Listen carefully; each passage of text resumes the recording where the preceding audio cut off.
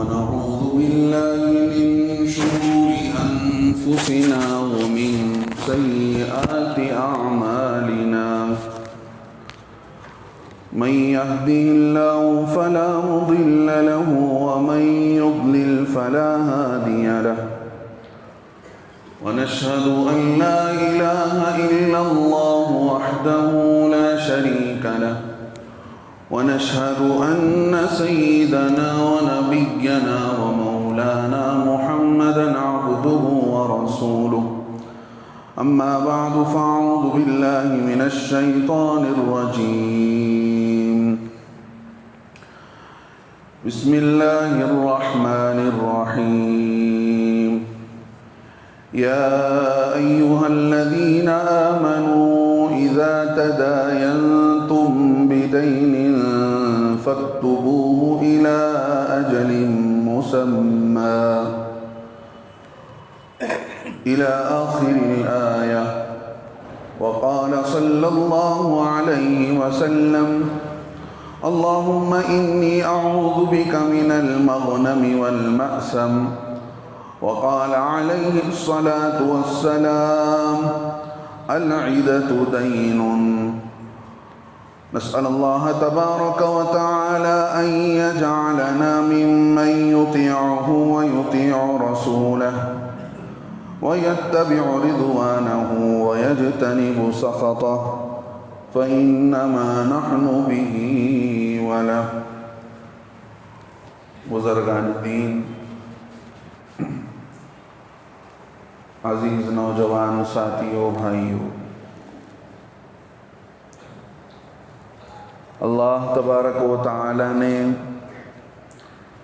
ہم سب کے لیے جو دین محمدی صلی اللہ علیہ وسلم کو پسند فرمایا ہے، اور اس بات کا اعلان اپنے کلام پاک کے اندر بھی اللہ تعالی فرماتے ہیں کہ اللہ کے نزدیک دین اسلام ہی پسندیدہ ہے، قابل قبول ہے، اور جو اس دین سے ہٹ کر کسی دوسرے دین پر، کسی دوسرے طریقے پر چل کر ہمارے پاس آئے گا وہ ناقابل قبول سمجھا جائے گا۔ اللہ کے ہاں اس کے اعمال، اس کی عبادتیں، اس کے حج اور نوافل اور مالی عبادتیں اور جانی عبادتیں سب کی سب اکارت چلی جائیں گی۔ تو اللہ نے عمل کی قبولیت کے لیے دین اسلام کو بنیاد بنایا ہے، اور جہاں تک دین کا نمبر آتا ہے تو لوگ سمجھتے ہیں کہ دین صرف نماز، روزہ، حج، زکوٰۃ کا نام ہے، اس کے علاوہ دین کچھ نہیں ہے، اس کے علاوہ ہمیں اپنی مرضی کی زندگی گزارنی چاہیے، اور جیسا موقع ہو، جیسا حال ہو، ہمیں ویسا قدم اٹھانا چاہیے۔ یہ ایک عام سوچ ہے۔ حالانکہ مسلمان جو ہوتا ہے وہ مسلمان صرف چند عبادتوں کے لیے نہیں ہوتا ہے، وہ مسلمان ہر حال کے لیے بنتا ہے۔ مسلمان جو دین اسلام قبول کرتا ہے یا دین اسلام پر جس کی پیدائش ہوتی ہے اور دین اسلام پر اس کا نام رکھا جاتا ہے، اس کی پرورش کی جاتی ہے، تو وہ 24 گھنٹے کا مسلمان ہے۔ اس کی ہر عادت، ہر چیز اسلام کے مطابق ہو، دین کے مطابق ہو، اسے ایک زندگی بتائی گئی ہے۔ اور دین اسلام ایک ایسا پاکیزہ اور ایسا لچکدار اور ایسا وسیع مذہب ہے جس کے اندر اللہ رب العزت نے بہت گنجائشیں رکھی ہیں۔ احکامات جہاں اللہ رب العزت نے بیان فرمائے ہیں، وہیں ساتھ ساتھ اللہ نے کچھ مواقع کے لیے بھی رخصت رکھی ہے، چھوٹ دے رکھی ہے، آدمی اس پر بھی عمل کر سکتا ہے۔ اور اللہ رب العزت نے بہت آسان دین بنایا ہے، ہر کوئی اس پر چل سکتا ہے، کسی کے لیے مشکل نہیں ہے، چاہے غریب ہو کہ امیر ہو، جنگل کا رہنے والا ہو کہ شہروں کا رہنے والا ہو، کسی بھی علاقے کا زندگی گزارنے والا ہو، اس کے لیے، سب کے لیے ایک آسان دین۔ اس لیے کہ اللہ رب العزت نے اس دین کو اتارا ہے تو ہم اسی کو دین سمجھتے ہیں، اسی کو طریقہ سمجھتے ہیں، اسی کو زندگی سمجھتے ہیں۔ اس کے علاوہ ہم کسی کو دین ماننے کے لیے تیار نہیں، اس لیے کہ دنیا کے اندر جتنے طریقے ہیں، جتنے مذاہب ہیں، وہ سارے کے سارے دنیا والوں کے بنائے ہوئے ہیں، انسان کے کریٹ کیے ہوئے ہیں، اللہ رب العزت کا اتارا ہوا نہیں ہے۔ اللہ رب العزت کا اتارا ہوا یہ دین، دین محمدی صلی اللہ علیہ وسلم اللہ نے ہمارے لیے پسند کیا ہے، تو اس کے اندر کئی ساری چیزیں ہیں۔ جہاں آدمی عبادات کرتا ہے، نمازیں پڑھ رہا ہے، روزے رکھ رہا ہے، صدقہ خیرات کر رہا ہے، حج عمرے کر رہا ہے، لیکن آدمی کو اپنے اس راستے سے بھی باخبر رہنا چاہیے کہ کہیں میری یہ عبادت اور میری یہ نیکی عکارت نہ چلی جائے۔ ادھر سے تو عبادت کر رہا ہے، لیکن ادھر لوگوں کے ساتھ معاملات ٹھیک نہیں ہے، لوگوں کے ساتھ اچھا برتاؤ نہیں ہے، بھائی بہنوں کا حق ادا نہیں کیا ہے، رشتہ داروں کے ساتھ اچھا سلوک نہیں ہے، رشتہ داریاں کاٹ رکھی ہیں، والدین کی خدمت کرنے کے لیے تیار نہیں، والدین کے ساتھ اس کا سلوک اچھا نہیں، اور لوگوں کے ساتھ معاملات میں دھوکہ دے رہا ہے، غبن کر رہا ہے، تو سمجھ لیجئے عبادات کے لائن سے دین زندگیوں میں آتا ہے، آپ کا کنیکشن اللہ سے جڑتا ہے، آپ قرآن سے جڑتے چلے جاتے ہیں، آپ کے ہاتھ میں تسبیح بھی آ جاتی ہے، آپ اللہ سے لو لگا کر دعا بھی مانگنا شروع کر دیتے ہیں۔ عبادات کے لائن سے دین آ رہا ہے، لیکن معاملات کی خرابی کی وجہ سے دین زندگیوں سے نکل جاتا ہے۔ کیا ہے معاملات کی خرابی؟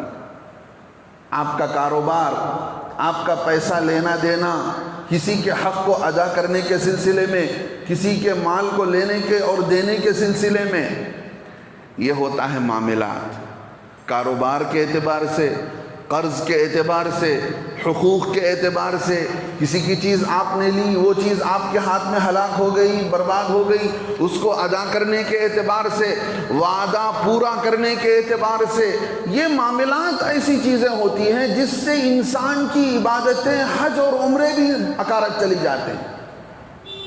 اللہ کے یہاں ان کی 2 ٹکے کی حیثیت نہیں ہوتی۔ ان میں سے ایک چیز جس کو عام طور پر لوگ بے توجہی کرتے ہیں، لاپرواہی برتتے ہیں، وہ معاملہ ہے قرض کا۔ قرض کسے کہتے ہیں کہ میں اپنے مال میں سے آپ کو اٹھا کر دے رہا ہوں، اپنے کاروبار کے مال میں سے، اپنے پاس جو مال ہے میں اسے اٹھا کر آپ کو دے رہا ہوں۔ قرآن کہتا ہے اگر اس طرح کا معاملہ ہو رہا ہے، لین دین ہو رہا ہے، قرض ہو رہا ہے، آپ کسی کو دے رہے ہیں، فَاكْتُبُوهُ، لکھا جائے، معاملے کو لکھو۔ یہ مت دیکھو کہ تمہارا باپ تم سے لے رہا ہے، یہ مت دیکھو کہ تمہارا بھائی تم سے لے رہا ہے۔ اسلام بڑا صاف مذہب ہے، وہ تو یوں کہتا ہے بھئی دیکھو، رہنا سہنا کھانا پینا تو بھائیوں کی طرح ہونا چاہیے، کھاؤ پیو اٹھو بیٹھو، آپ مجھے 10 بار دعوت کیے، میں آپ کو 5 مرتبہ دعوت کیا، کھلانا پلانا، رہن سہن، ایک دوسرے کی دوستی، یہ ہوگی بھائیوں کی طرح۔ لیکن جہاں معاملے کا نمبر آتا ہے، جہاں پیسے کا نمبر آتا ہے، وہاں آپ کو چاہیے کہ آپ اجنبی بن جائیں، سامنے والے کے ساتھ ایسا سلوک کریں کہ آپ اسے جانتے ہی نہیں۔ یہ شریعت کا مزاج ہے۔ لوگ لکھتے نہیں، کسی کو گواہ ٹھہراتے نہیں، زبانی دے دیتے ہیں، سامنے والے کی نیت بعد میں چل کر بدل جاتی ہے، پھر آپس کی دشمنیاں شروع ہوتی ہیں، کورٹ کچہریوں کا چکر ہوتا ہے، ایک دوسرے پر جان لیوا حملے ہوتے ہیں، رشتہ دار، ساری خرابی اسی بنیاد پر ہے کہ آپ نے لینا دینا اس اصول پر نہیں کیا جس اصول کو قرآن بتاتا ہے۔ میں بتاؤں آپ کو ایک بات، قرآن کی سب سے بڑی آیت، قرآن کی سب سے بڑی آیت اگر کوئی ہے، ایک صفحے کے اندر ہے، کوئی بھی حافظ صاحب ہے تو اسے پوچھ لیں، وہ آیت آپ کو بتاتی ہے کہ آپ کا لینا دینا کیسا ہو، آپ کسی کو قرض دے رہے ہوں تو اس کو کیسے لکھا جائے، اور جو ہے گواہ کھڑا کیے جائیں، ان گواہوں سے دستخط لیا جائے، معاملے کو لکھا جائے، تفصیل بیان کیا گیا، اصول بتایا کہ قرض جس کو انسان معمولی سمجھتا ہے کہ بھئی آدمی ضرورت پر لیا ہوں ادا کر دوں گا، شروع میں ہی نیت صحیح نہیں ہوتی ہے تو پھر آدمی کو ادا کرنے کی توفیق بھی نہیں ملتی۔ نیت صاف ہونی چاہیے ادا کرنے کے لحاظ سے۔ آدمی نیت جب صاف کرتا ہے میں ادا کر دوں گا، چاہے مالی معاملہ ہو، چاہے کسی کا حق ہو، کسی کی چیز لوٹانا ہو، کسی کی چیز تمہارے ہاتھ میں ہلاک ہو گئی اس کو ادا کرنا ہو، وعدہ پورا کرنا ہو۔ اللہ کے نبی صلی اللہ علیہ وسلم نے بتایا العدۃ دین، لوگوں صرف مال کا لینا دینا ہی قرض نہیں ہے، وعدہ پورا کرنا بھی قرض ہے۔ آپ نے کسی سے وعدہ کر لیا ہے تو وہ وعدہ آپ کے ذمہ قرض ہو جائے گا، یہ دیکھا جائے گا کہ آپ اس کو کس طور پر ادا کر رہے ہیں۔ میرے دوستو، دین کے مزاج کو ہم سمجھیں، دین ہمیں کیسی زندگی گزارنا چاہتا ہے، ہم کہاں جا رہے ہیں، کس رو پر ہم بہ رہے ہیں۔ اچھی دوستیاں تھی، دشمنیوں میں بدل گئی، رشتہ داریوں میں دراڑ آ گیا، بھائی بھائی کے بیچ میں لڑائیاں فساد کھڑے ہو گئے، اس لیے کہ لینا دینا شریعت کے اصول کے مطابق نہیں رہا۔ علماء نے لکھا ہے پہلے نمبر پر قرض لینے سے بچا جائے۔ قرض لینے کی ضرورت کہاں پڑتی ہے؟ قرض میں آدمی اسی وقت ڈوبتا ہے جب آدمی اپنی ضرورت سے زیادہ خرچ کرنے کا عادی بن جاتا ہے۔ بھائی آپ کو آمدنی ہے 15,000 روپے کی، آپ نے عادت ڈال لیا ہے 25,000 روپے خرچ کرنے کی، تو ہر مہینہ 10,000 روپے آپ کے ذمہ قرض چڑھ رہا ہے۔ ایک سال میں 1,25,000 روپے آپ کے ذمہ قرض چڑھ گئے، 5 سال میں 5 لاکھ روپے آپ کے ذمہ چڑھ گئے۔ قرض دار نہیں ہوں گے تو اور کیا ہوں گے؟ ضرورت سے زیادہ حدیث پاک میں بتایا، آدمی جب میانہ روی اختیار کرتا ہے، کیا مطلب میانہ روی کا؟ درمیانی چال چلتا ہے، جب زیادہ ضرورت ہو تو زیادہ خرچ کر رہا ہے، کم موقع پر کم خرچ کرتا ہے، کبھی گوشت کھا لیا، کبھی دال کھا لیا، کبھی اچھے کپڑے پہن لیے، کبھی سادہ کپڑا پہن لیا۔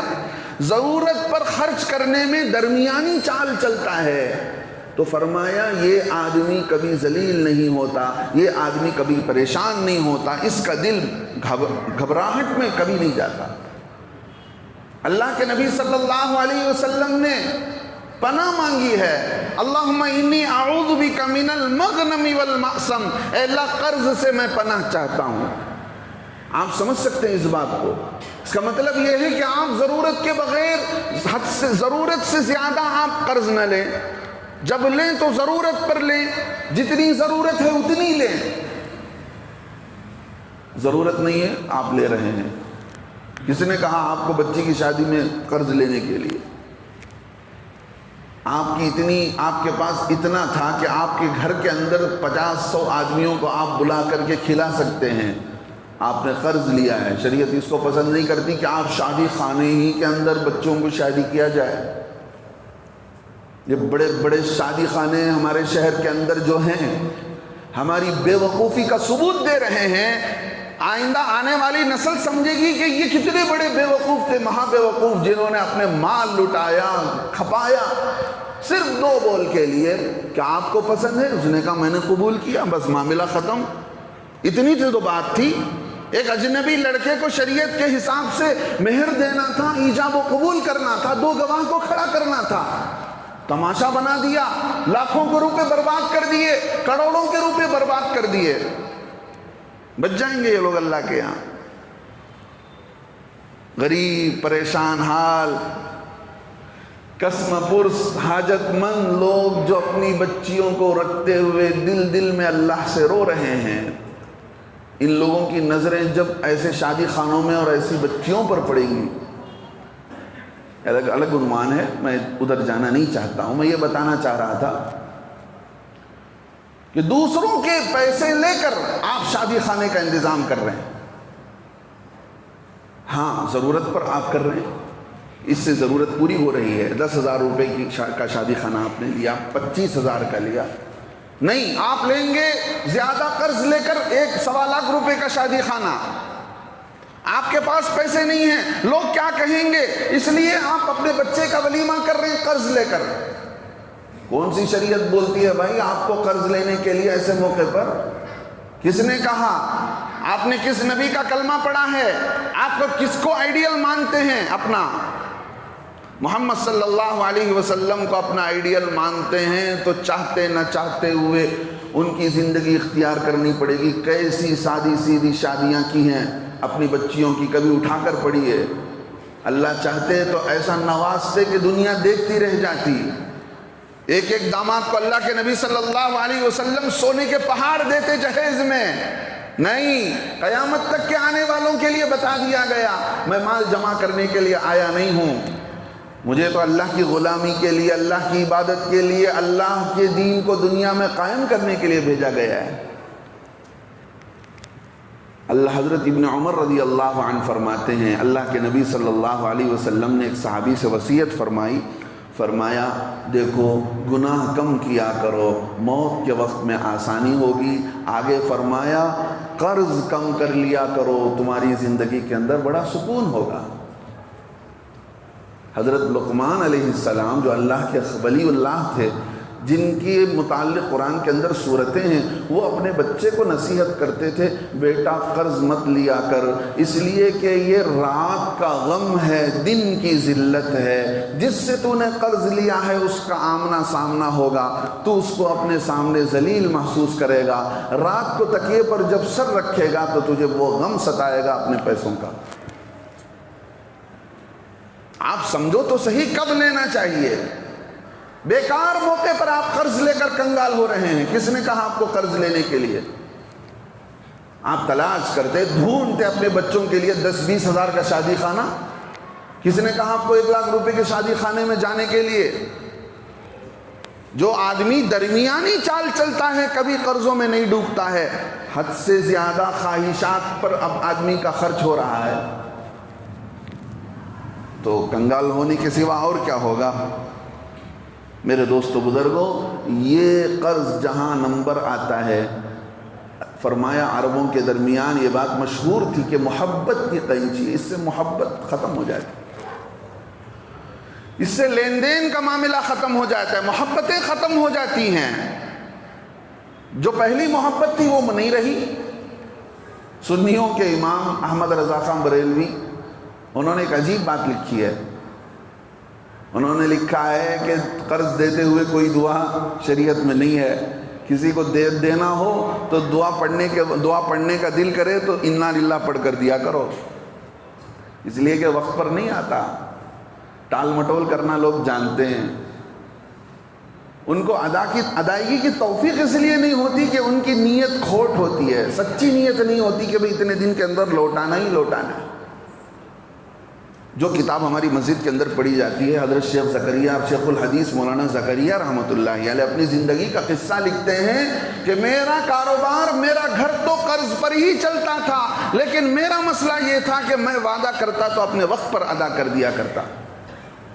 ایک مرتبہ کا عجیب واقعہ لکھتے ہیں، میرا معمول تھا کہ میں قرض لیتا اور دیتا، اسی پر میری زندگی تھی، لیکن جو زبان دیتا اس پر میں وقت پر ادا کر دیتا. میرے حضرت آ رہے تھے، فرمانے لگے ایک مرتبہ میرے حضرت مولانا خلیل احمد سہارنپوری رحمت اللہ علیہ اسٹیشن آ رہے تھے رنگون سے، برما کے سفر سے. میں حضرت کے استقبال کے لیے گیا، لیکن اندر گیا تو میرے جیب میں پیسہ ہی نہیں، کیسے میں پلیٹ فارم ٹکٹ لوں. میں وہاں گیا، پلیٹ فارم ٹکٹ بیچنے والے کے پاس، کہا بھائی میرے جیب میں پیسے نہیں ہیں، میرے اندر کئی سارے میرے دوست پہنچے ہوئے ہیں، تم قرض میں مجھے پلیٹ فارم ٹکٹ دو. اس نے چہرہ دیکھا، دے دیا. اندر گئے، اندر جا کر کسی ایک اپنے دوست سے کہا حضرت نے کہ بھائی میں نے پلیٹ فارم ٹکٹ قرض میں لیا ہے اور تم جا کر پیسے ہوں تو اس کو ادا کر دو. انہوں نے کہا میرے پاس تو پیسے ہیں. اس وقت میں 4 پیسے تھے سہارنپور میں، آج سے سمجھ لیجئے 50-70 سال پہلے کی بات ہے. تو انہوں نے کہا مذاق کرتے ہیں، ہاں کہیں پلیٹ فارم ٹکٹ بھی قرض پر دیا جاتا ہے. تو انہوں نے حضرت نے کہا جس کا کاروبار، جس کا گھر ہی قرض پر چلتا ہو تو اس کو ایسے بھی مل جاتا ہے۔ یہ صاحب گئے، جا کر پوچھا بھئی کسی صاحب نے آپ سے قرض پر ٹکٹ لیا ہے؟ تو اس نے کہا لیا ہے۔ تو قرض پر آپ دیتے ہیں؟ اس نے کہا میں تو دیتا نہیں ہوں، لیکن وہ مولانا صاحب کے چہرے سے مجھے پتہ چل رہا تھا کہ یہ دھوکہ نہیں دیں گے، اس لیے میں نے انہیں دے دیا۔ جب آدمی کی نیت صاف ہوتی ہے اللہ مدد کرتے ہیں موقع پر، جب آدمی کی نیت ہی نہیں ہوتی ہے ادائیگی کا، پھر اللہ رب العزت اسے مدد نہیں کرتے۔ اب اللہ رب العزت خود فرماتے ہیں کہ خرچ کا معاملہ جب اپنی طاقت کے بقدر ہوتا ہے تو اللہ رب العزت آدمی کی گاڑی چلاتے رہتے ہیں، قرض میں جا کر پھنسنے کا اسے موقع نہیں ہوتا۔ اللہ فرماتے ہیں وَلَا تَبْسُطْهَا كُلَّ الْبَسْطِ، لوگوں اپنے ہاتھوں کو پورے کا پورا مت کھول دیا کرو۔ کیا مطلب؟ خرچ کیے جا رہے ہیں، یہ نہیں دیکھ رہے کہ کون سی چیز ضروری ہے، کس ضرورت پر خرچ کرنا ہے، کس میں کم خرچ کرنا ہے، کس میں زیادہ خرچ کرنا ہے، نہیں کیے جا رہے ہیں۔ تو ایسا معاملہ بہت آگے چل کر بہت پریشانی کی طرف لے جاتا ہے۔ میرے دوستو بزرگوں، سب سے پہلی بات تو آدمی فضولیات سے بچے، خواہشات پر آدمی اپنے خرچ کو زیادہ نہ لگائے، خواہشات پر اپنا خرچ زیادہ نہ کرے۔ ضرورت کیا ہے؟ ضرورت وہ ہے جس کے بغیر آپ کی زندگی میں ضرر آ جائے، نقصان آ جائے، اس کے بغیر آپ کی زندگی مشکل میں پڑ جائے، اس کو کہتے ہیں ضرورت۔ آپ نے خواہشات کو ضرورت کا نام دے دیا، اب اس خواہشات کو پوری کرنے کے لیے قرض لیے جا رہے ہیں۔ خواہشات پورے نہیں ہوتے، قرض تو سر میں بڑھتا جاتا ہے۔ لوگ کاروبار کو بڑھانے کے لیے قرض لیتے ہیں، نام کمانے کے لیے لوگ قرض لیتے ہیں۔ ادھر نام چند دن کے لیے کیا نام ملا کہ بھئی فلاں کی شادی ایسی ہوئی، فلاں نے ایسا فنکشن کیا، فلاں کا گھر ایسا بنگلہ ہے۔ آپ چند دن کے لیے نام کمائے تو صحیح، لیکن نام کماتے کماتے آپ نام گنوا دیتے ہیں۔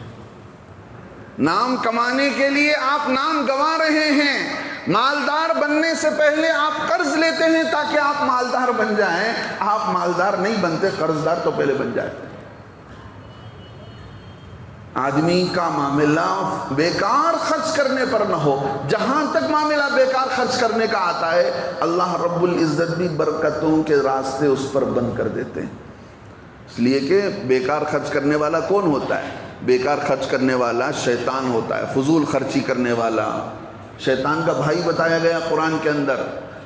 وہی لوگ پریشان حال پھرتے رہتے ہیں، گھومتے رہتے ہیں، جو فضولیات میں انہوں نے قرض لے رکھے ہیں۔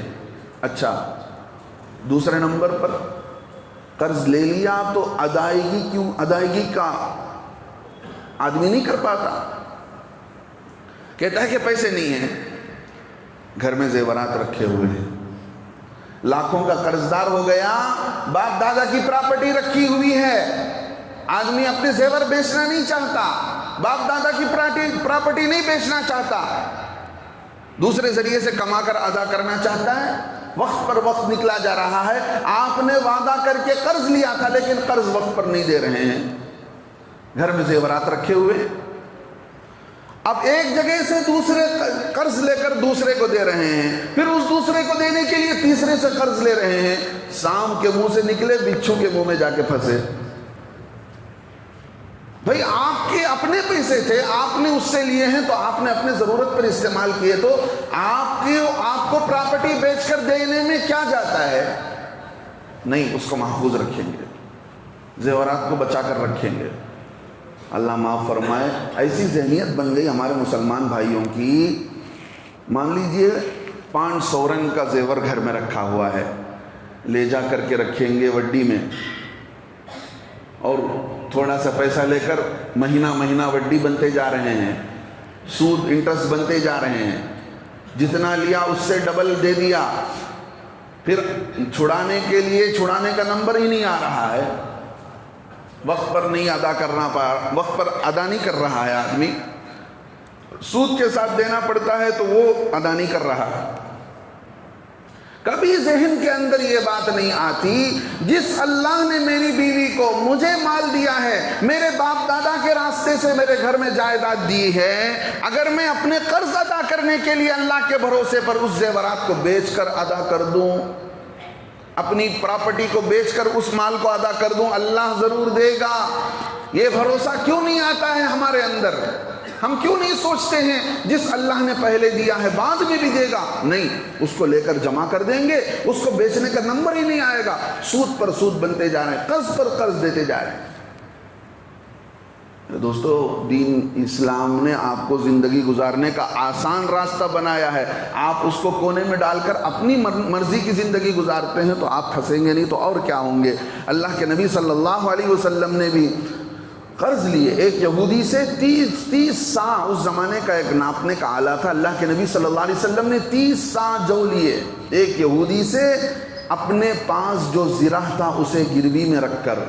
اللہ کے نبی کا انتقال ہوا، حضرت ابو بکر رضی اللہ عنہ نے بعد میں چل کر وہ گرہ چھڑایا، وہ زرہ کو چھڑا کر حضرت علی رضی اللہ عنہ کے حوالے کیا۔ اللہ کے نبی علیہ السلام نے بھی لیا ہے، ضرورت پر لیا ہے، ایسا نہیں کہ بے ضرورت لیا۔ حضرت عبد الرحمن ابن ربیعہ فرماتے ہیں، ایک روایت کے مطابق 30,000، دوسری روایت کے مطابق 40,000 اللہ کے نبی صلی اللہ علیہ وسلم نے قرض لیا تھا مجھ سے۔ جب ادائیگی کا نمبر آیا مجھے بلا کر ادا کیا اور میرا شکریہ ادا کیا، بھائی تمہارا شکریہ کہ تم میرے موقع پر کام آئے اور میں تم کو ادا کر رہا ہوں، لہذا تمہارا شکریہ۔ آدمی اللہ کے نبی علیہ السلام شکر ادا کر رہے ہیں، اس کا شکریہ ادا کر رہے ہیں۔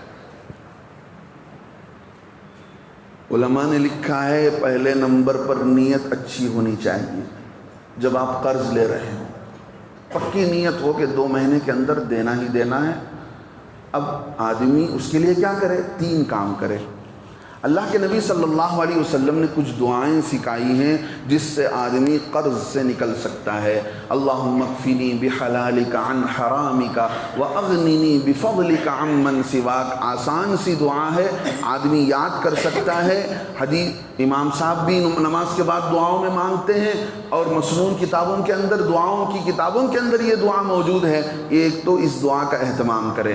نمبر 2، اپنی تنہائی میں اللہ سے مانگے، اے اللہ میں محتاج ہو چکا ہوں، اس سے پہلے کہ میں کسی کا حق لے کر تیرے پاس آ جاؤں، اے اللہ میں زندگی میں ادا کرنے جانا چاہتا، اللہ سے آدمی مانگے دوسرے نمبر پر۔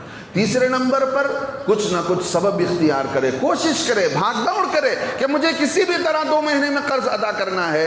مانگ بھی رہا ہے اللہ سے، اور اللہ کے نبی علیہ السلام نے جو دعائیں بتائی ہیں وہ بھی پڑھ رہا ہے، اور تیسرے نمبر پر کوشش بھی کر رہا ہے، سبب بھی اختیار کر رہا ہے، ہاتھ پیر مار رہا ہے۔ پھر آدمی اللہ رب العزت اس آدمی کو اللہ ذلیل نہیں کریں گے۔ عجیب عجیب واقعات لکھے ہیں کتابوں کے اندر۔ ایک بہت بڑے اللہ والے گزرے ہیں، حضرت شاہ ابرار الحق صاحب محی السنہ، حضرت اشرف علی تھانوی رحمۃ اللہ علیہ کے آخری خلفاء میں سے ہیں۔ سن 2000 میں ہمارے بنگلور شہر میں آئے تھے، 2002 میں یا 2004 میں حضرت کا انتقال ہوا، آخری خلیفہ تھے۔ اللہ نے ہمیں دیدار کا موقع دیا، بڑے اللہ والے تھے۔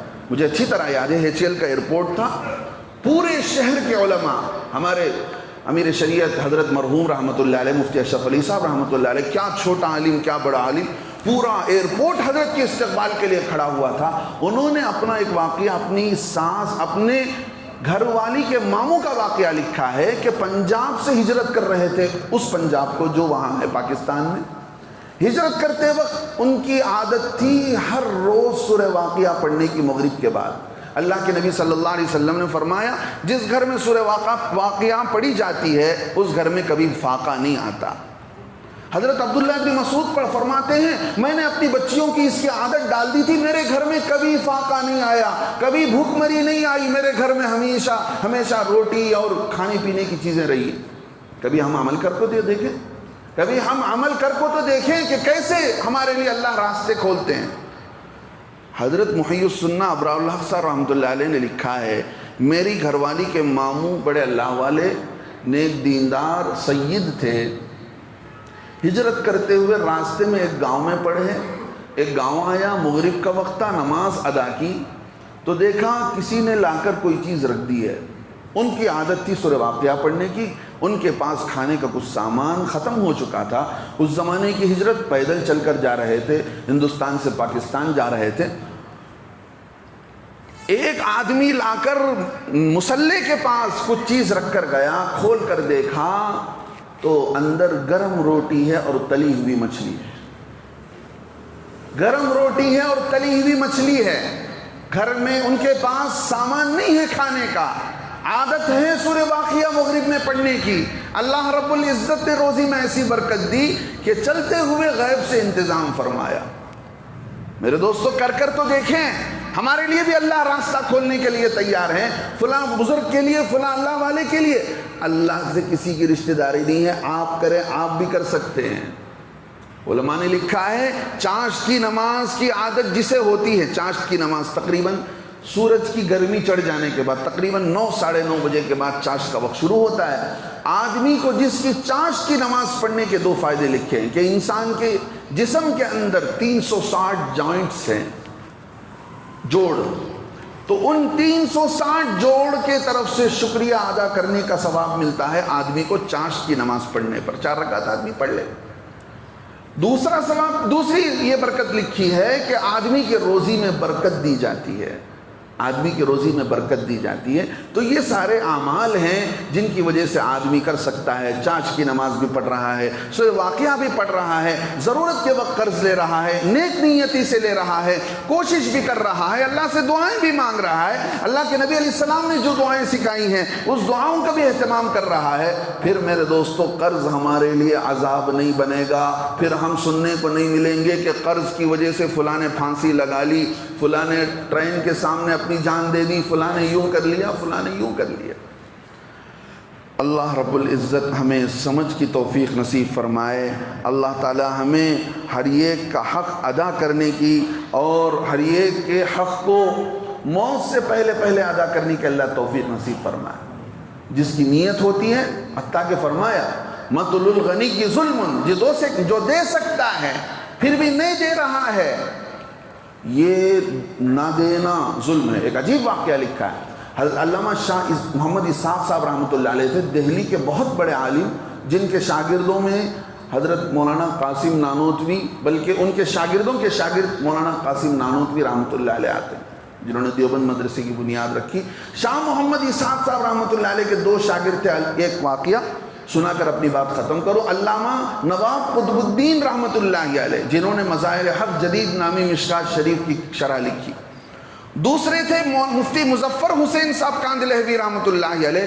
دونوں متقی تھے, لیکن مولانا مظفر حسین کاندلوی رحمۃ اللہ علیہ کا تقوی پورے علاقے میں پھیلا ہوا تھا کہ بڑے اللہ کے نیک بندی اور بہت پرہیزگار انسان.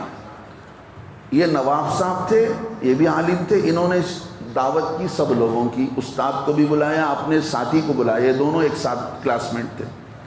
مفتی مظفر صاحب نے کہا میں تمہاری دعوت قبول نہیں کرتا. انہوں نے جا کر استاد سے شکایت کر دی کہ حضرت میرے کلاس میٹ کو میں دعوت کے لیے بلا رہا ہوں, یہ قبول نہیں کرتے. تو انہوں نے کہا کہ ان کو کہو کہ وہ آئیں تاکہ ہمیں پتہ چل جائے کہ وہ کس لیے تمہاری دعوت قبول نہیں کر رہے ہیں. وہ آئے. آنے کے بعد استاد نے پوچھا شاہ محمد اسحاق صاحب رحمۃ اللہ علیہ نے, بھائی کس وجہ سے تم نے اپنے ساتھی نواب قطب الدین کا تم نے جو ہے دعوت کو انکار کر دیا؟ انہوں نے کہا حضرت میں ان کے مال میں شبہ تو نہیں کرتا, میں ڈاؤٹ نہیں کرتا کہ ان کا مال جو ہے گڑبڑ ہے, ان کے مال کے اندر کوئی حرام کاری نعوذ باللہ کوئی دوسری چیز ہو, میں اس کا ڈر نہیں کرتا, شبہ نہیں ہے مجھے یقین ہے کہ ان کا مال پاک ہے. لیکن جہاں تک میں جانتا ہوں یہ مقروض ہیں, انہوں نے لوگوں کے قرض ادا کیے بغیر آج کل کے دن ہمیں دعوت کرنے کے لیے بلایا ہے. یہ دے سکتے ہیں, ان پیسوں کو چاہیے تھا کہ یہ قرض داروں کے قرض ادا کریں. جنہوں نے قرض پوچھ رکھے ہیں قرض خواہوں کے قرض کو ادا کرنا چاہیے تھا, بجائے اس کے یہ جو ہے ہماری دعوت کر رہے ہیں, اس لیے میں ان کی دعوت قبول نہیں کرتا. استاد نے فیصلہ کیا کہ مفتی مظفر حسین صاحب صحیح کہہ رہے ہیں, ان کی دعوت قبول نہیں کی جائے گی. ساری دعوت کینسل کی گئی. نواب صاحب نے اس پیسے سے اپنے قرضے کو ادا کیا. یہ ہوتا ہے دین, یہ ہوتا ہے ہمارے بڑوں کا راستہ. کب ہم سیکھیں گے ان راستوں پر, کب ہم ان راستوں کو سنیں گے اور چلیں گے؟ میرے دوستو کوئی آسمان پھٹے گا, کوئی شیخ عبد القادر جیلانی یا جنید بغدادی یا جبریل علیہ السلام اتر کر آپ کو راہ بتانے والے نہیں ہیں. اللہ مجھے بھی توفیق دے، آپ کو بھی توفیق دے۔ مال کے معاملے میں بڑے احتیاط کیجئے۔ اللہ والوں نے، انبیاء نے، بزرگان دین نے یہی راستہ اختیار کیا ہے، کسی کا حق اپنے پر نہ ہو، ذرا ذرا سے موقع پر ٹال مٹول آدمی نہ کرے۔ اور لکھا ہے ایک بات کہ تین آدمی ایسے تھے جنہوں نے کسی کے کفن دفن کے لیے قرض لیا، پھر واپس نہیں کر سکا، اور کسی آدمی کے پاس جو ہے نکاح کے لیے قرض لیا، گناہ میں پڑنے کے اندیشے سے وہ قرض واپس نہیں کر سکا۔ اور لکھا ہے کسی آدمی نے جہاد میں تھا، اگر قرض مانگ کر اپنے پیٹ کو نہ بھرتا تو جہاد میں طاقت نہ ملتی، اللہ کے راستے میں اس نے قرض لیا۔ یہ تین آدمی مر کر چلے گئے، قرض ادا نہیں کیے، کل قیامت کے دن ان لوگوں کا قرضہ اللہ ادا کریں گے۔ اس آدمی کو کہیں گے کہ بھئی لے پکڑ، میں تو قرضہ ادا کرتا ہوں۔ میرے دوستو، یہ عذر ہوتا ہے، کبھی آدمی عذر سے لے لے پھر بھی ہزار کوشش کے باوجود نہ دے، اللہ آپ کے طرف سے ادا کر دیں گے، لیکن آپ کی نیت ہی نہ ہو، آپ کوشش ہی نہ کریں، تو کوئی جبریل علیہ السلام آ کر آپ کے قرضے کو ادا کرنے والے نہیں ہیں، آپ کو ادا کرنا پڑے گا، ورنہ اس کا بھگتان اللہ ہم سب کی حفاظت فرمائے، موت کے بعد کرنا پڑے گا۔ اللہ عمل کی توفیق نصیب فرمائے۔ اللہ ہم سب کو دنیا سے جانے سے پہلے ہر ایک کے حق اور قرض کو ادا کرنے کی توفیق نصیب فرمائے۔ آمین۔ وآخر دعوانا ان الحمد للہ رب العالمین۔